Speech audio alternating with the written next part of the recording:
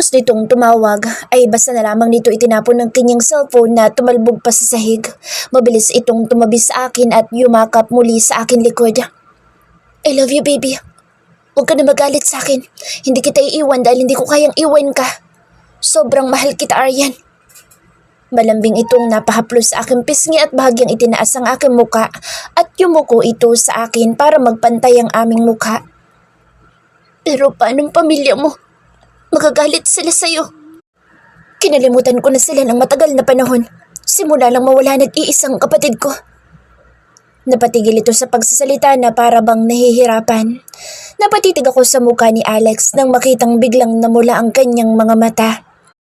I blame them for my sister's death.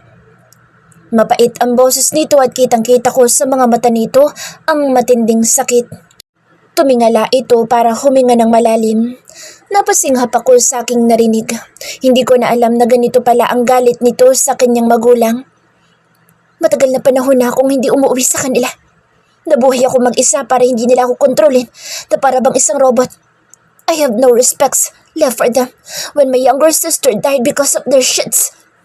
Nagsilabasan ang mga ugat nito sa kanyang leeg dahil sa pagtitimpi ng matinding galit. Alex! Mahinang salita ko habang nakikita ko ang matinding galit mula sa kanya. I have no damn idea kung bakit may pakulo pa silang mga ganito.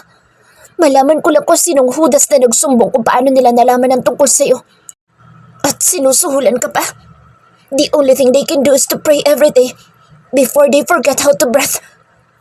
Mapanganib ang boses nito. Huwag ka na magalit. Lambing ko at niyakap ito ng mahigpit. Naramdaman ko ang paninigas ng katawan ni Alex dahil sa aking biglang pagyakap dito. Hindi ko alam pero bigla ako naawa sa sitwasyon ni Alex. Kung kanina ay halos mamatay-matay ako sa sobrang pag-iyak sa sakit na dulot nito. Ngayon naman ay sobrang marupok ako at ngayon ay niyayakap ko na ang taong ito. Ganito siguro nga ang nagagawa ng isang nagmamahal.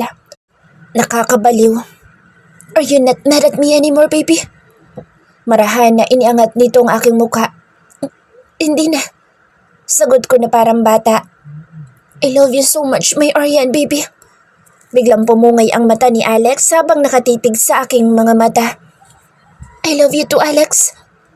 He touched my cheeks and claimed my lips and kissed me passionately. Ngayong gabi ay hindi natapos sa mainit na tagpo ang aming pagmamahalan. Sa mga sumunod na araw ay bumalik ang aming dating gawi na punong-puno ng pagmamahalan. Lalo ko nang inintindi ang pagiging possessive ni Alex sa akin. Alam ko masyado niya akong mahal. Sobra kasi itong mabait at maasikaso sa akin. Baby, hindi ba't gusto mong pumunta dito? Inabot ni Alex sa akin ang hawak nitong iPad habang nakasandal ang aking ulo sa kanyang dibdib habang nanonood kami ng Netflix dito sa kanyang bahay. Biglang lumiwanag ang aking muka nang makita kong ipinakita nito ang pinapangarap at paborito kong lugar sa bansang Switzerland. Oo naman, gusto ko. Parang bata akong napatitig sa larawan mula sa kanyang iPad. We can go there anytime. Malambing na humaplos ang kamay nito sa aking buhok. Napaangat ang aking muka at tinitigan ito. Alam kong kayang-kaya nitong pumunta sa iba't ibang bansa lalo na sa yaman nito at higit na isa itong piloto nang minsan ay nadulas itong magkwento na isa pala itong pilot at nagmamay-ari ng isang airlines na nakabase sa California. Pwede naman. Ang kaso lang, bakit agad-agad? Bakit ayaw mo ba, baby? Malumanay ang boses nito habang nakayuko para pumantay ang mukha nito sa akin. Siyempre naman gusto ko. Tanga na lang ang ayaw. Ang akin lang nakakaya naman sa'yo. Nakanguso ko habang nagsasalita. He chuckled and gently kissed my forehead. Kaya mag-ready ka na, baby, dahil aalis tayo. Masarap na halik ang ipinagkaloob sa akin ni Alex. Kahit ilang beses na kami kung maghalikan nito ay para bang kakainin lagi nito ang aking bibig. Grabe kung makasipsip ang taong ito. Gugulong talaga ako sa damuhan mula bundok hanggang ilog. Napahalakak na lamang si Alex sa aking kabaliwan. Ilang sandali pa ay nagpasya na kaming mamahinga sa kanyang kwarto kahit 2:00 pa lang ng hapon. Muntik pa ako mapatili nang buhatin ako ni Alex at walang pakundangan na pinasa nito ako sa kanyang balikat. Ano ba, Alex? Bakit mo ako binuhat ng ganito? Asar kong pinalo ang likod nito. Hindi ito sumagot bagkus ay ngumisi lamang. Pagdating sa silid nito ay maingat naman ako ibinaba, pahiga ni Alex. Agad naman itong nag-dive sa akin tabi at mahigpit na yumakap sa akin. We need to take a nap, baby. Napuyat ako sa meetings namin with my personnel. Tumango naman ako at naiintindihan ko ang sitwasyon nito dahil magkaiba ang oras dito at sa ibang bansa. Inabot pa ito ng magdamag sa harap ng laptop nito. Matagal-tagal na rin kasi itong hindi umuwi ng California kung saan naiwan na ang trabaho nito. Mabuti na lamang at meron itong mapagkakatiwalaan na mga tauhan. Mas kailangan mong matulog para makabawi ka. Ang laki-laki na ng eyebags mo. Marahan ang aking halik sa labi nito. I love you. Marahan ang boss nito at pumungay ang mga matatanda ng pagkaantok. I love you too. Nakangiting tinitigan ko ito. Ilang sandali pa ay nakita ko ang paglalim ng hininga nito, tanda na ng pagtulog. Ako naman ay dahan-dahan na itinabi sa unan ang kanang kamay nitong nakayakap sa aking bewang. Maingat akong bumangon para hindi ito magising. Napaupo ako sa gilid ng kama nang muli akong mahilo.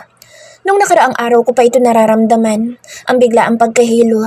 Hindi ko alam kung bakit ako napapadalas mahilo. Hindi na nga ako masyadong nagpupuyat sa gabi dahil itong si Alex na mismo ang nagbibilang ng aking tulog. Hindi pa nga ako nagsusulat para sa panibagong story ko. Simula nang matapos ko ang huling book ko ay hindi na ako makagawa ng panibagong libro. Masyado kasing inuukupan ni Alex ang aking kaisipan, kaya wala din ako makuhang ibang plot para sa aking next manuscript. Bahala na nga. Napatayo ko na mag-vibrate ang cellphone na nakapatong sa bedside table.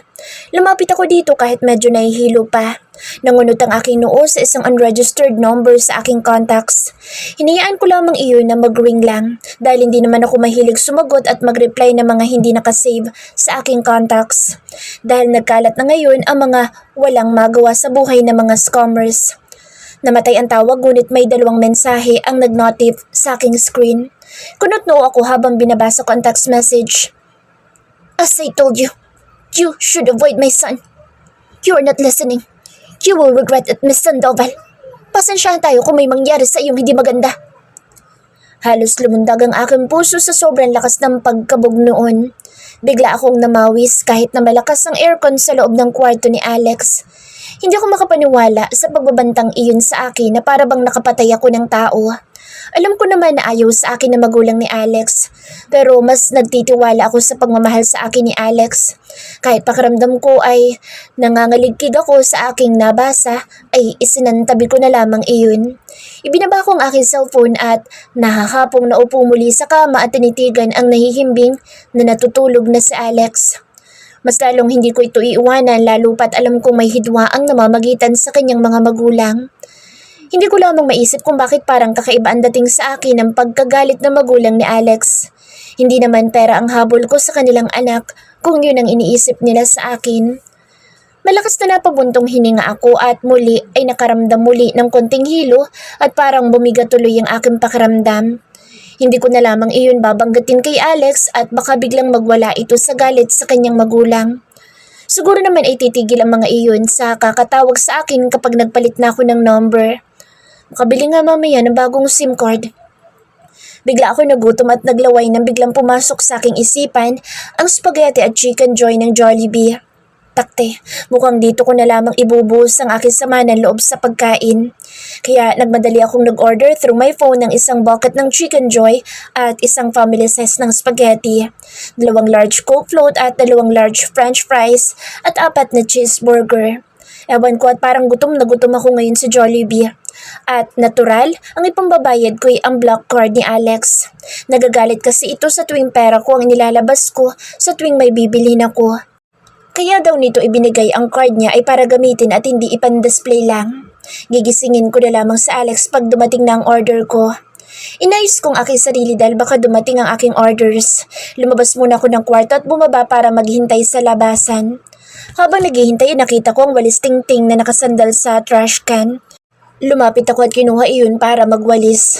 Napansin ko kasing ang dami palang tuyong dahon na nakakalat sa harapan ng bahay ni Alex.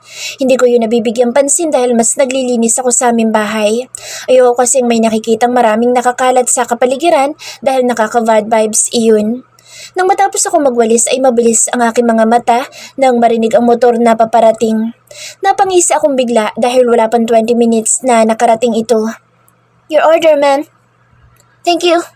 Masayang inabot ko ang 2 plastic ng Jollibee na mainit-init pa. Nang makaalis na ang delivery boy ay tumalikod na ako para pumasok pero halos mapatalon ako sa sobrang gulat nang makita ko si Alex na mukhang bagong gising at gulo-gulo pa ang buhok habang namumula pa ang mga mata. Baby, post na tawag nito sa akin. Alex, ginulat mo naman ako. Bakit gising ka na agad? Hindi kita naamoy kaya alam kong wala ka sa akin tabi. Kunot-no pa ito na mukhang hindi nagustuhan ng aking ginawa. Itinaas ko ang hawak na Jollibee. Umorder ako dito para may makain tayo. Nagutom kasi ako. Biglang lumambot ang mukha nito. Lumapit ito sa akin at kinuha ang aking hawak. Hinalikan pa ako nito sa labi bago kami pumasok sa loob ng bahay nito. Ilang sandali pa'y magana kaming kumakain ngayong hapon. Parehas kaming malalakas kumain. Iisang tinidor na plastic lang ang gamit namin para sa pagkain ng spaghetti dahil si Alex ang taga-subo nito sa akin. Habang ito naman ay 2 kagat lang ng burgers at ubos agad. Kinain nito ang 3 kaya isa na lang ang natira para sa akin. Napasimangot pa ako dahil muntik pa akong hindi nito tirhan. Malakas na dighay ang lumabas sa aking bibig matapos kong uminom ng Coke float sa sobrang kabusugan. Oops, sorry. Natatawa kong salita. It's normal to burp, baby. Si Alex nang umubos ng ibang pagkain habang ang natitirang manok at spaghetti ay nilagay ko sa fridge nito para initin na lang later. Wala pang kalahating oras ay nakaramdam ako ng antok dahil siguro sa kabusugan ko. Come to our room para makapagpahinga tayo, baby. Iginiya niya ako sa kwarto nito. Nang makahiga ay napayakap ako sa laki ng katawan ni Alex at hinalikan ang matigas nitong dibdib. Baby, gusto mo ba? Matutulog ako. Nakapikit kong sagot dito. Pinainit mo kong bigla, baby. Shut up! Masungit kong singhal dito. Tumawa na lamang itong kurimaw at hinalikan ako sa aking noo. Hindi na ako nagsalita pa at tuluyan ang nagdilim ang aking diwa. Alex, person over voice. I'm lovingly staring to my beautiful love while she's sleeping like a baby. I gently kissed her head and hugged her closely. Masaya ako dahil pinahanda ko na sa aking tauhan ang aking private plane para sa bakasyon namin ni Aryan. I know she loves that place and I'm willingly to give what she deserves to be happy. Ipinikit ko na ang aking mga mata para makatulog. Hindi ko na namalayan ng oras at papadilim na pala. Naramdaman ko ang pag-alert ng aking singsing. Ito ang sign na mayroon kaming panibagong misyon. Napamulat bigla ang aking mga mata. Shit! Mahina akong mura. Ngayon pa ulit magkakaroon ng trabaho kung kailan may lakad kami ni Aryan. Asar na napabangon ako at bumaba ng kama. Kinuha ko agad ang aking laptop dahil sa Big Boss ay hindi mahaba ang pasensya. Kapag ganitong may mission kami at kapag nagpatawag ito kahit saan lupalop kami naroroon at anumang importante ang aming ginagawa ay kailangan naming unahin ang aming sinumpaan tungkulin. Nabasa ko ang message ni Lander at napamura ako ng malutong. Bigla akong napatingin sa natutulog na si Aryan nang biglang gumalaw ito, kaya halos batukan ko ang aking sarili dahil nakalimot ako. Kompleto na kami sa harap ng screen. Isunod kong aking earpiece para hindi marinig ni Aryan ang aming usapan. Right, found the right-handed of a dark spot syndicate, Romeo Baramundi. That missing for about 2 years. Matapos ang instructions ni Big Boss, ay ako ang inatasan na dalhin ang aming armas mula sa headquarters dahil ako ang mas malapit at may chopper. Kailangan na namin magsimula dahil delikadong tao ang Romeo Baramundi na iyon na manliligaw pala ni Tanya. Kaya ganoon na lang kung makapagmura ng husto si Dustin. Kulang na lang ay lusubin agad ang kuta nito. Marahas akong napabuntong hininga. Kahit labag sa akin loob ay tinawagan ko ang aking 2 tauhan. Bossing, sagot ni Randy. In 30 minutes, pumunta kayo rito. Mabilis kong pinatay ang tawag. Napahilot ako sa aking noo. Ayoko pa namang iwan sa Aryan dahil alam kong hindi ito titigilan ng aking magulang. Sa tingin ko naman ay 1 araw lang kami sa aming misyon dahil nasa Pilipinas lang ang aming tutugisin. Hinanda ko na ang aking mga gagamitin at suot ang aming uniforme bilang Bratstvo. Lumapit ako sa kama at magaan na pinatakan ng halik ang aking mahal. Kahit pakiramdam ko ay ayaw kong umalis sa tabi nito ay wala akong magagawa. I love you so much. Mahinang bulong ko at muli kinintalan ko ito ng halik sa kanyang labi. Naglagay ako ng note sa table katabi ng kanyang cellphone para agad nitong mabasa. Ilang sandali pa'y inayos ko ang paglock ng kwarto. Nang makalabas ay saktong dumating sina Randy at Lucio. Nagsalute ang dalawa sa akin. Boss, sabay na tawag ng mga ito sa akin. Tumango lamang ako. Siguraduhin ninyong nakabantay kayo kay Aryan. Huwag ninyong ihihiwalay ang mga mata ninyo sa kanya. Ayoko nang mauulit na may makakalapit pa sa kanya na kung sino mang gago. Yes, boss. Sabay na sagot ng mga ito sa akin. Mabilis na akong sumakay sa aking sasakyan para pumunta sa headquarters ni Big Boss para kunin ang mga armas gamit ang aking chopper papunta sa Bataan kung saan ang aming target. Aryan's personal voice. Napabalikwas ako dahil pakiramdam ko ay sumama bigla ang aking pakiramdam. Nagmamadali akong bumaba ng kama at pumasok ng banyo at bigla akong nagsuka. Ang lahat ng kinain ko kanina ay aking naisuka. Hinang-hina ako nang matapos. Agad ako naghilamos. Mabagal ang aking paglakad palabas ng kwarto habang nagpupunas ng aking muka gamit ang face towel. Napaupo ako sa kama at biglang nagtaka nang mapansin na wala pala dito si Alex. Alex? Tawag ko dito. Muli ay tumawag ako sa pangalan nito ngunit wala pa ring sagot. Madalas kasi isang tawag ko lang dito ay nagkukumahog na itong makalapit sa akin. Napatingin ako sa aking cellphone na nakapatong sa table. Kumunot ang aking noon nang may mapansin na papel na nakaipit at agad kong kinuha iyon at binasa. My baby Aryan, I know you will get angry if you're reading this right now. I'm sorry baby. We have a mission and we need to go there. Hindi na kita ginising dahil ayoko maistorbo ang pagtulog mo. Don't worry, hindi kami magtatagal. I love you so much. Mag-iingat ka at huwag kang lalabas. My 2 men will watch over you. Again, I love you so much, my dear baby girl. Your handsome and hearty boyfriend, Alex. Napawag na lamang ang aking labi sa aking binasa. Nakakalungkot lang dahil may iwan pala akong muli. Parang bigla ko itong na-miss kahit kasama ko ito kanina lang. Nakaramdam din ako ng kilig sa aking katawan dahil sa pagiging sweet ni Alex sa akin. Mahigpit kong hinawakan ng kapirasong papel. Lumabas ako ng kwarto para bumaba. Napatingin ako sa wall clock na makita 10 minuto na lang at mag-aalas 11 na ng gabi. Bigla ako nagutom dahil na rin sa marami kong isinuka kanina. Napahawak tuloy ako sa akin tiyan nang kumulo ito. Iinitin ko na lamang ang manok na natira kanina. Habang magluluto na lamang ako ng isang noodles para may sabaw. Mabuti na lamang at may natira pang kanin sa rice cooker kanina kaya pwede na ito kahit bahaw dahil hindi naman ako maarte. Nakataas ang aking kanang hita na nakapatong pa sa upuan habang nakaupo ako sa upuan at maganang kumakain. Halos masimot ko ang noodles at naubos ko pa ang 3 manok. Parang gutom na gutom akong masyado. Nang matapos kong kumain ay inilagay ko na sa lababo para hugasan ang aking pinaggamitan. Dito na lang ako matutulog kahit wala si Alex dahil tinatamad na ako lumabas ng bahay at masyado ng gabi. Kahit na wala namang masasamang loob dito sa aming village dahil mahigpit ang may-ari nito, ay mas okay na dito na lang ako. Bukas na lamang ako uuwi na maaga. Agad din naman akong nahiga at magpapababa lamang ng kinain. Nag-scroll muna ako sa aking Facebook kung ano na ang mga bagong latest ngayon. Tiningnan ko ang aming GC. Masyadong tahimik dahil mga busy sa kanilang mga jowa. Hindi ko na napansin na halos nagdadalawang oras na pala akong nakababad sa aking cellphone kaya napagpasyahan ko ng matulog.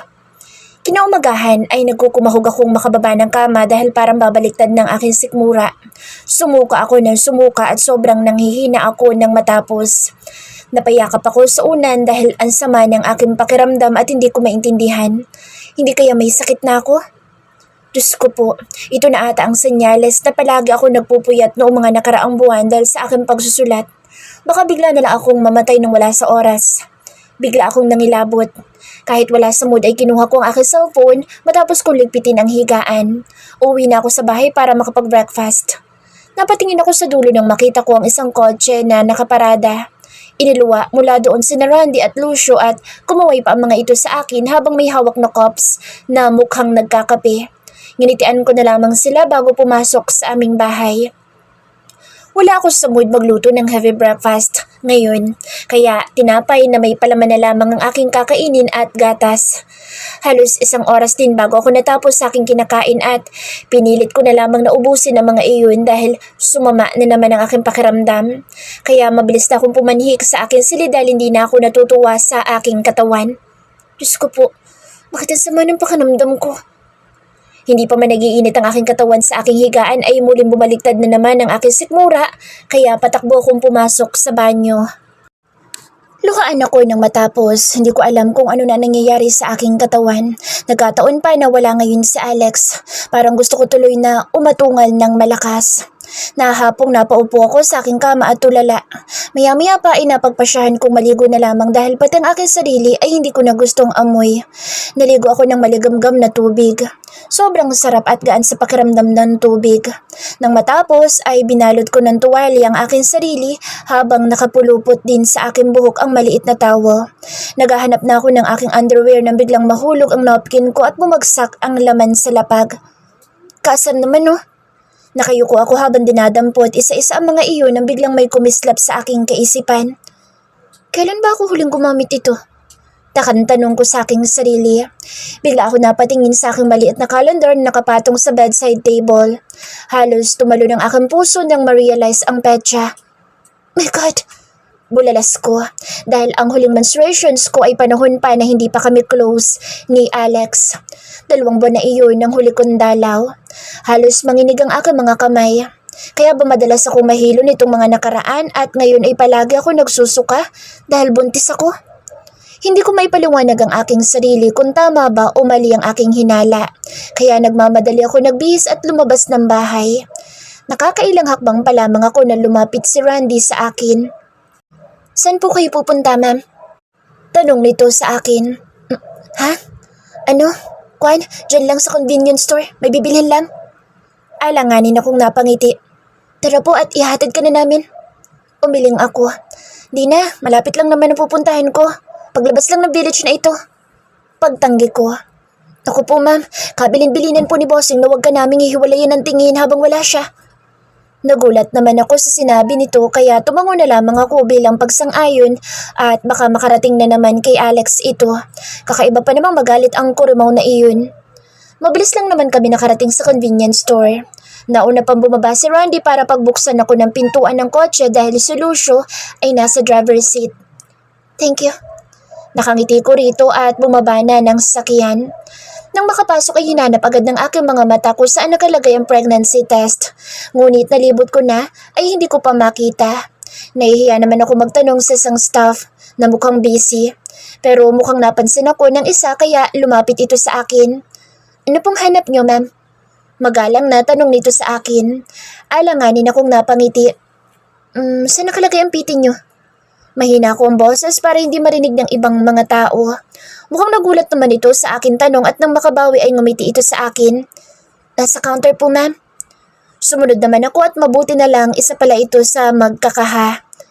Ilan po, ma'am? 3. Parang pati ako inaguluhan sa aking sagot. Ngumiti lamang ang staff sa akin at nakita ko ang mabilis na pagkilos nito at inabot na lamang sa akin ang paper bag na may laman na PT. Agad kong kinuha iyon at nagbayad ng buong 1,000. Matapos makuha ang sukli ay mabilis na ako lumabas dahil pakiramdam ko ay kailangan ko nang makauwi para malaman ang resulta. Nakabantay lang sa labas ng store si Randy at nang makita ko ay maliksi ito lumapit ng kotse para buksan iyon. Agad naman akong pumasok at ilang sandali pa'y umuwi na kami. Hindi ko maintindihan ang aking nararamdaman ngayon. Para bang na-excite na ako at natatakot din kung ano man ang magiging resulta. Nang makauwi ay nagpasalamat ako sa dalawa. Kulang na lang ay liparin ko ang banyo para malaman ko agad. Binasa ko muna ang instruction kung paano ito gamitin dahil first time ko itong gagawin at wala akong idea. Ang mga kaibigan ko naman ay never kong nakita ang gumamit ng ganito dahil ang lahat ng aking kaibigan dito sa bahay halos puro sariwa pa, like me. Ewan ko lang ngayon, kahit naman na may anak na si Tanya ay naikwento nitong hindi ito gumamit ng PT dahil pinatsakapan ito ng kanyang nanay sa pag-akalang may sakit ito. Yun pala ay buntis siya at ngayon ay ang resulta ay ang napakagandang bata na si Trisha. Bigla tuloy ako na-excite kung totoo nga ang aking hinala tsak na matutuwa si Alex nito. Ilang minuto ako naghihintay at sinabay-sabay kong gamitin ang 3 PT. Pigil, hininga kong hinawakan ng mga iyon. Halos lumundag ang aking puso nang makita ko ang tigda-2 guhit sa hawak kong PT. Ilang sandali ako napatulala at halos manginig. Maya-maya pa ay bigla akong naiyak sa sobrang kasiyahan. Mahigpit kong hinawakan ng mga iyon at napahaplos ako sa aking tiyan. I have a baby. Para akong bata na umiiyak habang hinahaplos ang aking maliit pa na tiyan. Na-excite tuloy ako sa pagbalik ni Alex para sabihin na magandang balita na ito. Alam kong gusto na nitong magka-baby dahil madalas itong humaplos sa akin tiyan at palagi nagtatanong kung meron na. Hindi ko iyon pinapansin dahil alam ko naman sa aking sarili kung may pagbabago ba sa aking katawan. Ngayon lang talaga dahil akala ko'y may sakit na ako. Muli ay bigla ako naluha sa sobrang kagalakan. Magpapacheck up na lang ako sa doktor kapag dumating na si Alex para dalawa kaming masaya. 2 araw na ang lumipas, hanggang ngayon ay hindi pa bumabalik si Alex. Nangungulila ako sa presensya nito. Hindi ako lumalabas ng bahay dahil tinatamad ako at ganoon din naman ang habili ni Alex sa akin sa iniwan niyang sulat. Wala akong ibang ginawa kundi ang kumain dahil madalas akong magutom, lalo na't hindi lang naman ako ang kumakain dahil 2 na kami ng aking baby. Hindi na ako makapaghintay na dumating sa Alex para sabay kami pumunta sa doktor kung ilang weeks na bang aking tiyan. Katatapos ko lang magluto ng tanghalian. Dinamihan ko ang pagluto ng nilagang baboy dahil palagi kong isinasama ang 2 bantay ko sa labas. Nangungupahan din pala kasi ang mga ito sa kabilang apartment para lang bantayan ako. Inilagay ko sa malaking bowl ang ulam. Dinamihan ko ang lagay para matuwa naman silang 2. Paglabas ko ng pintuan ay agad akong nakita ni Lucio na naninigarilyo habang nakaupo sa tapat ng bahay ng mga ito. Mabilis na itinapon at inapakan nito ang yosi at ipinagpag ang mga kamay. Nakangiting lumapit ito sa akin. Oh, may ulam na ulit kami ni Randy. Malawak ang pagkakangisi nito habang cute ang accent nito habang nagsasalita. Ngumiti ako at dahan-dahan kong ibinigay ang mainit-init pang ulam. Syempre naman, mababait kayo kaya dapat palagi may ulam kayo. Salamat po, ma'am. Masayang tinanggap nito ang bowl. Agad na lumukot ang aking ilong nang maamoy ko ang hininga ni Lucio. Ang tapang ng sigarilyo mo, Lucio. Ang baho. Nakatakip ang kanang kamay ko sa aking ilong. Bigla itong namutla. Sorry po, ma'am. Hindi ko po sinasadya na ayaw niyo ng amoy na sigarilyo. Agad na lumayo ito sa akin. Pag-mouthwash ka, ha? Ang baho eh. Mabilis na tumango ito sa akin. Sige, kain na kayo ni Randy. Agad na akong tumalikod. Hindi ko talaga gusto ang amoy ni Lucio, amoy sigarilyo. Hindi naman ako ganito dati na masyadong maselan. Siguro dahil na rin sa aking ipinagbubuntis. Napahaplos tuloy ako sa akin tiyan dahil ang baby ko siguro ang ayaw ng mabahong amoy. Naganda na rin ako para makakain. Gumawa ako ng sausawan na maraming sili dahil feel kong isausaw ang baboy. Sarap na sarap ako habang kumakain mag-isa. Kung kasama ko lang ngayon si Alex ay tsak na 2 kaming masaya na kumakain. Nakakatamad ang aking maghapon kaya pinili ko na lang matulog at baka sakaling pagising ko'y nandito na si Alex. Nagising ako at napabalikwas dahil pakiramdam ko'y nasusuka na naman akong muli. Kaya mabilis ako nagtatakbo at pumasok ng banyo. Halos lupaypay ako nang matapos sumuka. Para akong sinisikmura sa kakaduwal. Parang kailangan ko nang magpakonsulta sa doktor dahil parang hinahalukay ang aking tiyan sa kakasuka at baka mapano ng aking baby. Hindi kaya kailangan ko na magpa-check up bukas para masiguro kung okay lang ang baby ko? Napahaplos ako sa akin tiyan na kahit hindi pa umbok ay magaan ko itong hinaplos. Bumaba na lamang ako para maghanda ng makakain. Napatingin ako sa wall clock. Mag-aalas 6 na pala ng gabi. Napasilip ako sa bintana dahil medyo padilim na. Ang bilis dumilim ngayon. Nagtungo ako sa kusina at tiningnan ang laman ng cabinet kung ano ang gusto kong kainin. Marami pa naman ang stock kaso parang hindi ko feel magluto ngayon. Napakamot tuloy ako sa aking pisngi dahil nagugutom ako. Bigla akong napaisip at dali-dali kong kinuha ang aking wallet para kumuha ng pera. Magpapabili na lamang ako kina Randy ng lomi. Parang gusto ko tuloy at bigla akong naglaway. Maliksi ang aking mga kilos dahil sa kasabikan na kumain ng loming Batangas. Pagbukas ko ng pintuan ay saktong nakita ko ang 2 na nagtatawanan habang may mga hawak na sigarilyo. Nang makita ko ay nagmamadali ang mga itong iniitsa ang hawak na sigarilyo at nagsilapit sa akin. Automatic kong tinakpan ko agad ang aking ilong dahil hindi ko gustong amoy nito. Sorry, Ma'am Aryan. Nakalimutan naming ayaw mo nga pala ng mabaho. Agad kasing hinatak ni Lucio si Randy palayo sa akin na ikinagulat ng huli.